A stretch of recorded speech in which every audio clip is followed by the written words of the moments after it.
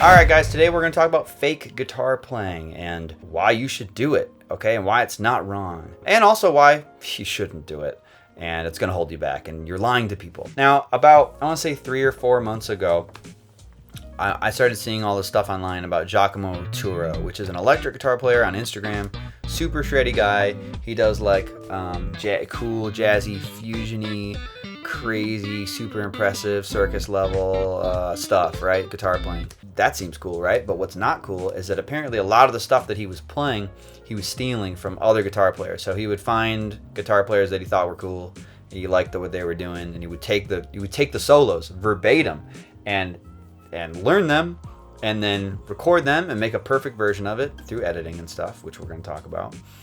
And then he would put it online and as his own, right? And not credit the people, or maybe he would credit the people. I don't quite remember. I'm going to say I should know this. I'm making a video on it. I should know this. No, he was definitely not, okay? Because he was also, this is the biggest part of it, or I think the gnarliest part of it, was that he was like taking his solos and like, which were not his solos, and then he was selling the tabs. So he's like stealing stuff and monetizing the stuff. So many people have talked about this thing online.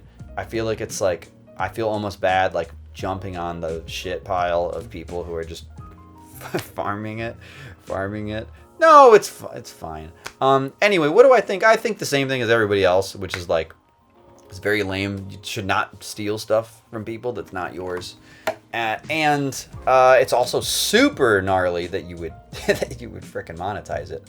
Although, dang, shrewd, bro, cutthroat, you know. But here's the interesting. Here's what I want to talk about. It seems like that kind of spurred a conversation about editing recordings and producing lip synced or guitar synced videos. So what is that? So that's when you have your guitar in a studio, you set up your mics, and you spend a couple hours and you do multiple takes, you try different sections, you get and you eventually amass a perfect recording of a certain thing, right? It might be a song. And then you'll go on your computer and you'll make sure it's all good. I'm going to grab this from this take. Boom, I nailed that from that take. I nailed that from that take. This is normal. This is a very normal thing for people who record. Okay, this is like the cat's been out of the bag for a long time. You might have been under a rock for a while, but yes, pretty much every recording that you've heard that you really like, that's studio quality, that's not like a live in Austin or whatever, is spliced together in this way and is edited to give you the best possible musical experience. I don't think that's very controversial. That's just the way recording goes. And I've done a lot of recording myself, and that's normally what you're doing. I do think there's a little bit of gray area in this when it comes to the YouTube guitar world, or probably just the YouTube music world in general. And unless you know that this is happening and people are making these like fake guitar recordings where they record the audio and then they record the video afterwards, right? Because that's usually what happens. You make a perfect audio thing, you press play on the thing, and then you play along to it, right? And you're screwing up and you're fucking up and you're making mistakes the whole time, and nobody knows it, right? Because afterwards you put on the really good audio and it looks great. Do I think that that's wrong? Okay, here's where I think it gets a little bit gray. I think that it is a bummer that there may be aspiring guitar players out there who see a video, don't know any better, because why would they? Nobody ever told them that this stuff was fake. They see a video and they think, oh my God, these guys are so amazing. They're so good. I could never reach that. And maybe that discourages them, or it makes them feel like, you know, they're so far behind and that they're never going to be able to catch up and be able to do something like that, when in fact, even the guitarists you're seeing can't do something like that. They can't do it, or else they would do it.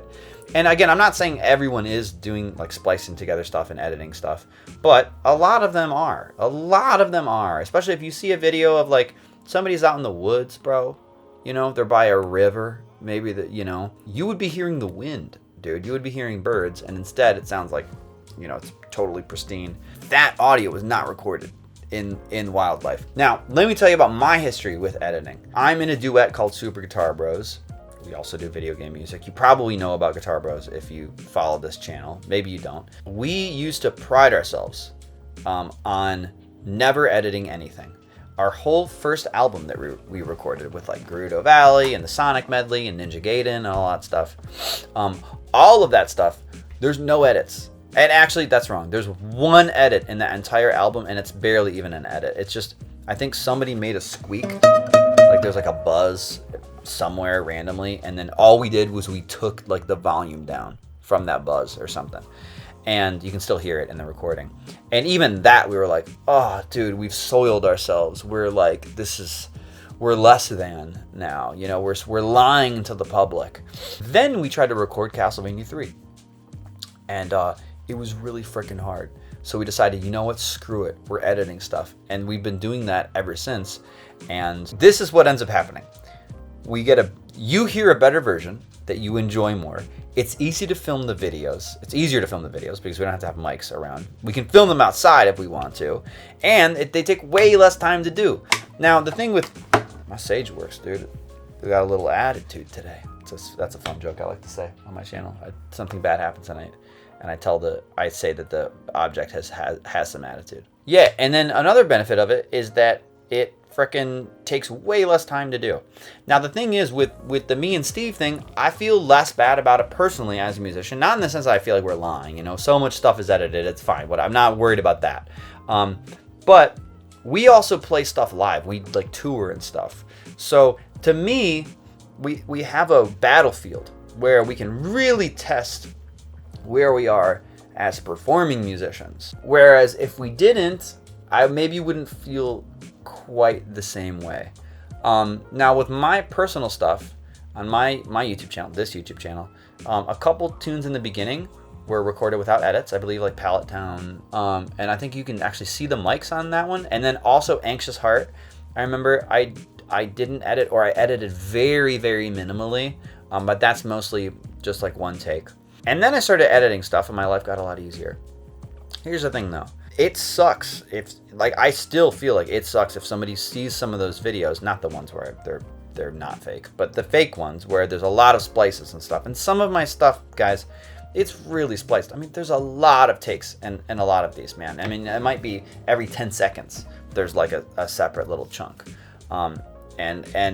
And if you were to hear the actual recording process, you'd be like, oh my God, dude, this guy sucks. This guy is, right?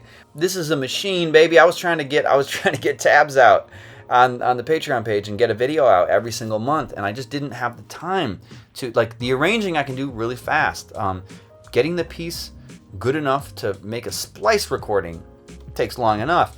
Getting a piece ready to basically perform live, that can take a long time. And especially with the stuff that I'm doing, I'm a bit of a masochist. Like I want all the different lines in there. I want it to be as accurate to the piece as possible, just because that's fun to me. I like that, and that's just the way I do it, right? I could alter stuff and make it easier to play, but you know, and there's absolutely nothing wrong with that. And a lot of times you're gonna end up with a better sounding thing if you alter stuff. But I like to do the hyper accurate thing, and kind of challenge myself and all that. But it's like, am I really challenging myself if I only get something up to like 80% and then I record it in these little tiny chunks, right? I think that there is I think that there's something that's been missing from my life, actually, from my recording life, from my guitar life, that I would like to bring back. And recently I recorded a Pokemon song and I did it totally live, no edits. And it was a really interesting experience. And I want to actually start doing that. Maybe not with everything, but I'm actually working on the Price is Right theme, which is extremely hard for me. It's really hard. Hard for me. I'm not saying hard for me like I'm a god. It's hard, all right, for me. It's hard for me. How many times do I have to say this? It's hard for me. And I'm going to hold myself to it. I'm going to do a live recording of it. I'm going to, as long as it takes. The main reason I want to do this is that I think it'll make me a better guitar player, and I think I'll have to step up. And number two, I think I've become a much, much better guitar player in the past, like 2 years. The last year, especially, as I've kind of analyze my technique and come to some big realizations about the way that I was doing things. And by the way, if you want to learn more about that stuff, I'm actually building out a technique course right now that I'm really excited about. I've already started a lot of the live elements. So I do group coaching calls. I do some one-on-ones with people as well. So if you want to learn more about that, you can click down below. That's for like intermediate players who feel stuck and really want to make fast progress and really want to get extremely good. Not just like, you know, become the ultimate guitarist that you could be. That's what that's all about. So you can check that out if you're interested. But like, I've become a lot better because of certain things that I've realized and started to implement into my practice, mostly to do with relaxation, actually. But there's a feeling that I get that I only get in two ways in my life. Number one, I get, and it's a fear. It's a stakes that are involved. It's an important thing, I think, to expose yourself to if you want to become a really good performer. And again, I only get it in two contexts. Number one is when I'm actually playing live in front of people and I'm scared that I'm going to mess up. It's the same, you know, if I do like a performance digitally on Zoom, you know, with my students and stuff, or if I do a live show, obviously on a stage or whatever, or if sometimes me and Steve will do live streams. Sometimes those have been a little less nerve-wracking because we've framed it as like we're just kind of practicing. But I get scared in those contexts, right? In some of those contexts, and that's good because I need to present myself with that feeling and work through it. And it's also an external motivator to practice more when you know you're going to get on stage in front of 50, 100 people, 2 people, whatever, doesn't matter how many, and try to put yourself out there. You got one chance, try to nail it, and you want to play really well because all our egos are involved, right? And then the other place that I experience that feeling is when I'm trying to do a live recording of something, so a non-edited version, and I'm going through and I've got a good take, and oh my god, I'm halfway through and I really nailed that tricky section, and oh shit, if I screw this up, no, it's more like, hey, this could be the one, I could get this one, and, you know, if I screw it up, man, I maybe have to sit here for another 2 hours, maybe I won't even get this recording done tonight. And then you get to like like I just recently forced myself to do this with a Pokemon recording, and it was a really difficult but awesome experience because I felt that feeling that I so rarely feel nowadays because all my recordings are fake. They're all spliced together. There's no stakes. You know, if I mess up, who gives a shit, right? And ultimately, it's not as live as it could be. It's not like I'm like set up my mics, I come in here, I sit down, and then I push record, and I got one shot, dude. It's not like that. Obviously, I'm recording again and again and again, and it took me like 3 days or so to actually get a version of this Pokemon song that I actually liked enough. And there's still mistakes in it. There's still mistakes that I would have edited out, but I'm leaving them in. And I think that ultimately, sometimes doing a live version of something, doing a non-edited version, is going to be better for me as a musician. And that's really why I'm doing it. It takes more time, but I think I am better and I want to become better. And so I'm going to start doing it. And I think that, you know, for those of you out there that don't know that a lot of the stuff online is edited, you need to know that it is edited. And a lot of your favorite players, they're not quite as good as you think they are. And that's fine. That's normal. It's been the case with recordings forever.